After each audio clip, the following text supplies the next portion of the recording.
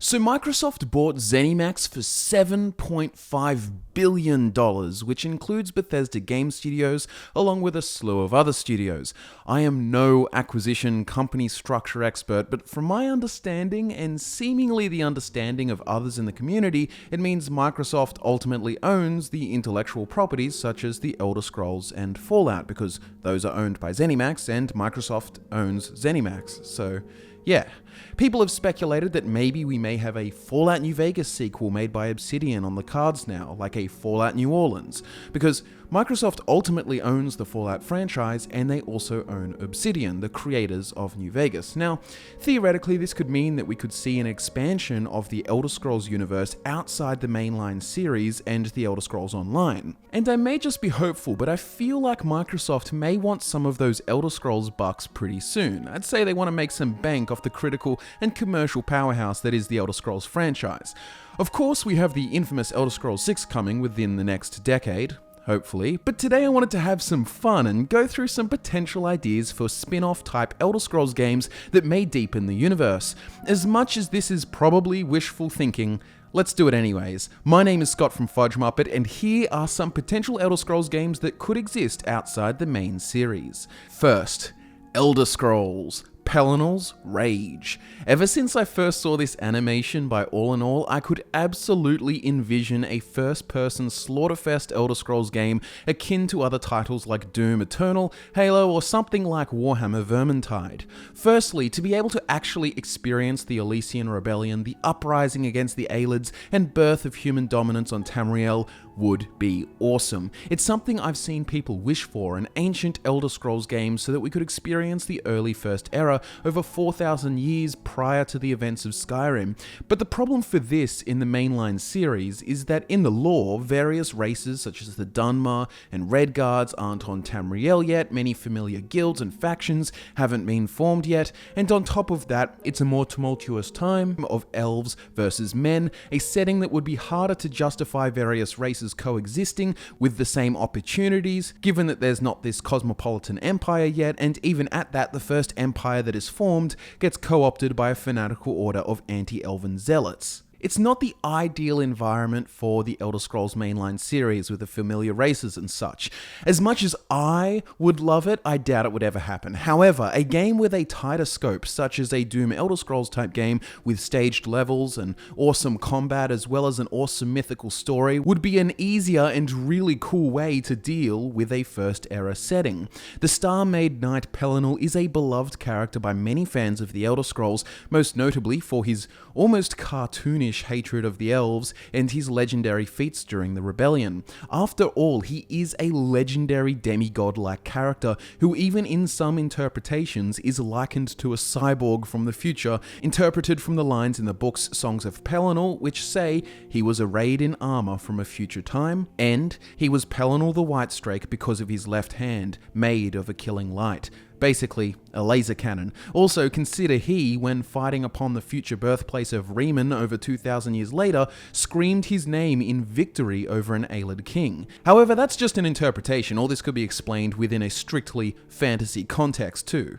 The vicious glory kills of the Doom series would be perfect because Pelinal is insanely violent, smashing heads, eating neck veins. You can imagine these translated into gameplay would be incredibly satisfying. Using various spells, sword, mace, shield, spear, arm of killing light, there would be all manner of weapons and magic to use, creating a nice variation in gameplay.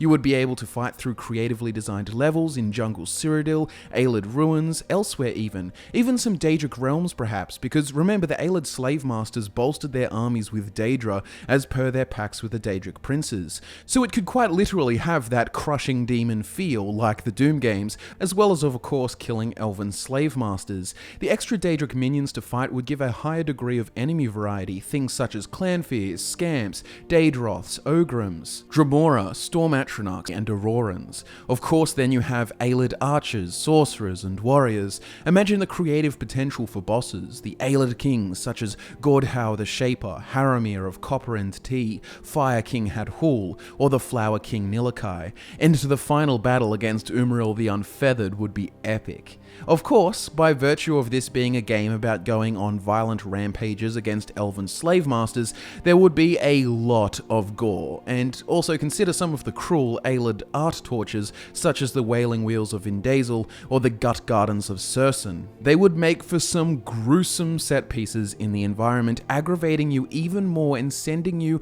on an uncontrollable rage as Pelennor. The story could be really great, introducing us firsthand to characters such as Alesia the Slave Queen and Morahouse the Winged Bull. I'm getting rather giddy just saying this, so maybe it could actually be a good idea to expand on this idea in another video, like a storyboard type thing, or a video kinda like our Ideal series. Let me know in the comments if that interests you. But let's talk about some other potential ways the Elder Scrolls could be expanded into the other genres of games. You may be familiar with the Elder Scrolls Adventures Redguard, a third-person action-adventure spin-off title made by Bethesda in 1998. It has a really great story, however it wasn't received all that well commercially, so its planned sequels were canned.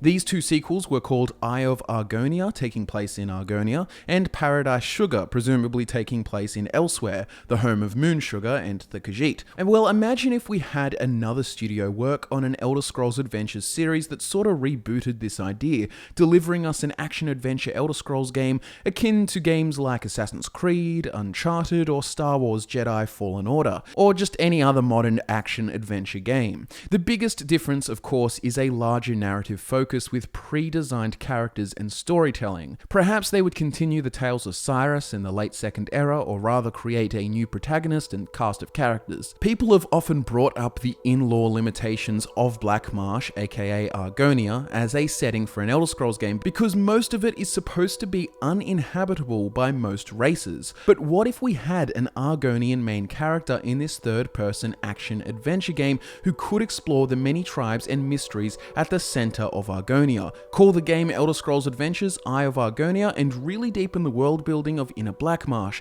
Investigate the hidden ancient secrets tucked away in massive Zanmir pyramids. Uncover the mysteries behind the histories and their peculiar origins. There would be all manner of crazy alien environments. It could be really interesting. Other kinds of adventures could be theorized, and I think that is what is really great about the idea for continuing the Elder Scrolls Adventures. It allows for a more articulated narrative with in-depth characters and plot, a refreshing change-up from the open-ended sandbox adventures of the mainline RPGs. And remember guys, we wouldn't want this being developed by Bethesda Game Studios. The idea is that it would be done by another studio under the Microsoft umbrella so that Bethesda can focus on what they do best with Elder Scrolls 6. That's the advantage of expanding the franchise to other studios. Bethesda can focus on making the mainline open world RPGs, while others make new games within the universe, but without having Bethesda compromise its core appeal in favor of other game styles. Keep in mind guys, this is all just wishful thinking. Another fantastic game is Mountain Blade 2 Bannerlord. It's really fun. But imagine this in an Elder Scrolls world. Perhaps it's set in the late First Era, during the 372 years in between the collapse of the Elysian Empire and the rise of the Riemann Empire. Clovian warlords, Nibonese city-states, Nordic jarls, Redguard crowns and forebears, Reachman kingdoms, Breton Bay kings. It'd be a great setting to transpose into the Bannerlord style of game, which already is done in the RPG style. I mean, at the very least, I'd support and promote an Elder Scrolls conversion mod of the game. You know how Dishonored, the game, is published by Bethesda and made by Arcane Studios? Well, imagine allowing them to create a similar type of game into an Elder Scrolls setting. The Assassin's Guilds such as the Morag Tong or the Dark Brotherhood spring to mind. The Dark Brotherhood would probably be more popular, but what if the game was actually set during the creation of the Dark Brotherhood? If they were to go with the popular in-game theory that is purported in the in-game book Fire and Darkness, then the Dark Brotherhood were originally part of the Tamriel-wide Morag Tong, but after the assassination of Potentate Versailles, a religious schism in the group occurred and the Dark Brotherhood we know today was formed. So maybe we could have our character be a Morag Tong assassin originally. Maybe the game even opens up with the assassination of Versailles. Maybe the tutorial type mission is you with two other assassins or something infiltrating his palace in St. Charles and killing him, which then sparks the Tamriel-wide persecution and hunting of the Morag Tong, leading them to take refuge within Morrowind exclusively, and leaving their Western brothers and sisters to diverge and create the Dark Brotherhood. You and a cast of other characters would fight the other Morag Tong in this schism and lay the foundations for the formation of the Dark Brotherhood. It'd be especially awesome if we got to see the Night Mother as a living person before she becomes the mummified corpse that we see in Skyrim. There's a lot of potential here. A greater possibility than any of these ideas is probably certain remasters of older games, perhaps Oblivion Special Edition or something like that, basically updated graphics, 64-bit, the same Skyrim Special Edition treatment, because let's be honest, that'd make a bit of bank for Microsoft, and hell, I'd buy it. I really do wonder what they will do with the Elder Scrolls franchise, but I have a feeling it will most likely just be ESO expansions until Elder Scrolls 6 releases, but who knows what we'll see.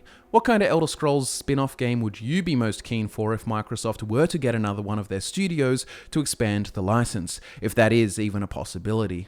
Ladies and gentlemen, my name is Scott from Fudge Muppet. Like the video if you are excited for the new future of Microsoft and Bethesda. Let me know your thoughts down below, and I'll be back to nerd out with you again very soon.